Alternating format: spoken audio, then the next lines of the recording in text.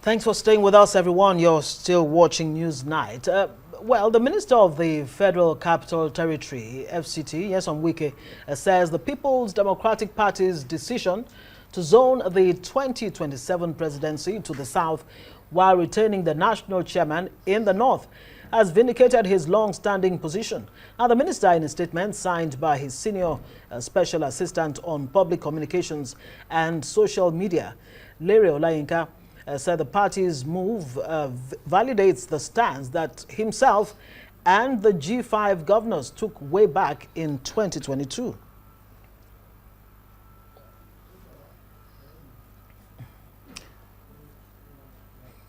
Well, for more clarity on the PDP resolutions, we are joined by Honorable Fred Agbedi. He's the chairman, PDP House of Representatives Caucus, and chairman, PDP South-South Caucus of the House of Representatives. You wear double cap tonight. Thank you so much for being on the news. Thank you, but let me correct you. Great, go ahead. I am not chairman of PDP South-South Caucus. I'm chairman of the South-South Caucus of the House of Representatives, a mix of all the parties. Oh, great. Fantastic. Thank you for that correction. Our producers will take note of that. Thank you very much. Let me begin by asking you, well, I guess congratulations is in order. You seem to be having a smooth sail with your NEC meetings, after a very long, hiatus. You've had 100, 101, 102. But the outcome today didn't come to some people as a surprise, including the Minister of the FCT, Nyesom Wike, who says he's been vindicated. But then the question is, why did the PDP decide to do this now? Why are you zoning to the south for 2027? Well, thank you first for congratulating the PDP for, in your opinion, having gotten it right. For us in the PDP, it's not as if we got it right. Oh, you still think your party hasn't gotten it right? We really haven't gotten it wrong before, But, when you grow to adulthood, it's fraught with challenges. You must certainly face one challenge or the other. Yes, some time ago, we had this issue of opening the presidential ticket. And that was the disaster that, we experienced in the 2023 elections. And take, for example, you're talking about the minister saying, yes, I've been vindicated. Of course, he was in power. So he shouldn't be the ones to be saying that he was vindicated. I remember that at that time, the chairman, those who had powers to zone, not to zone, to do what is right, what is not right, were part of the G5. They were part of the G5. They were chairmen of the various committees as to zoning, as to this and as to that. And they were unable to drive us to the point where we would have achieved victory in the 2023 election. Like in 2023, the presidential position was up for grabs for PDP. It was clearly for us.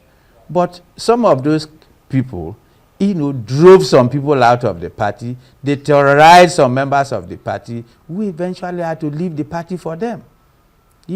Before you talk about the final decisions as to who was now the flag bearer, who was going to be a running mate and all that, that finally broke the camel's back. So there is nobody before now who was a sitting governor, who was a leader of this party, that is going to exonerate himself from what brought PDP to where it is today. They were all part and parcel of the crisis, of the indecision, of the wrong decision that brought PDP to where it is. So I don't think that it's right for anyone to say I've been exonerated.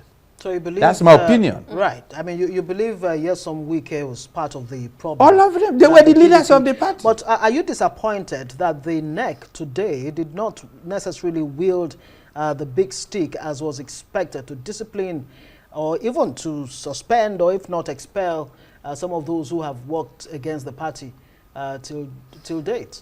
Well, for those of you who are outside, you just feel that that should be the way to go. Right. But, like they say, he who wears the shoes knows where it pinches. There are certain decisions that if you are the leader, you cannot take in a hurry. You take time, you navigate, the contour in such a way that if you are taking a decision, the decision will lead you to land safely.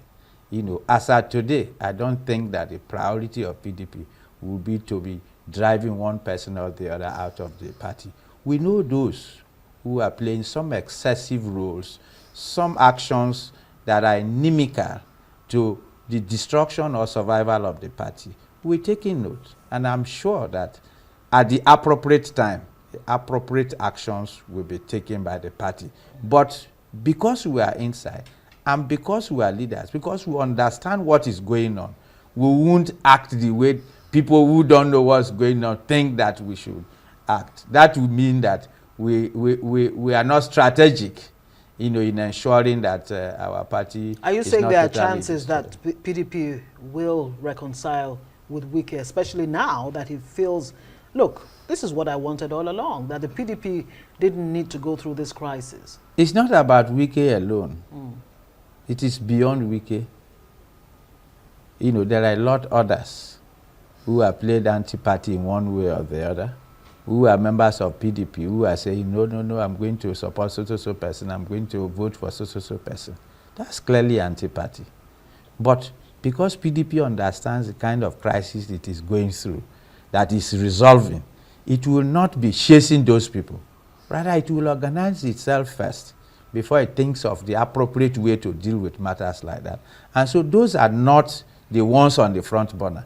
The ones on the front burner is what you are seeing today, that we are able to navigate our party to a position where we will now be able to organize a convention and bring in a fresh, brand new national executive on board. And from that point, we'll be able to know what is right for the party to do. So when will be the appropriate time? I mean, for Nigerians who are watching and have been waiting for the PDP to get it right, even though you say you haven't gotten it wrong, but in the same breath, you have used the word crisis more than twice in this conversation. Yes. What do you say to those Nigerians that say, the PDP, there are no consequences for actions in your party. You cannot wield the big stick. You cannot reconcile your members. There are no disciplinary actions. You say it's not the appropriate time. When is the appropriate time? And why should Nigerians take PDP seriously when the ADC seem to be attracting defectors from your party and positioning itself as the viable opposition? Yeah, if let me start this way. If you saw and watched today's NEC meeting, a number of faces that you thought that are defected to ADC, you saw in ADC meetings, you saw in some of those opposition coalition meetings that you thought that had left the PDP. Today we're in the NEC meeting. And so that tells you that it's not as if people are running away from PDP. People are defecting en masse from PDP. That's not the thing.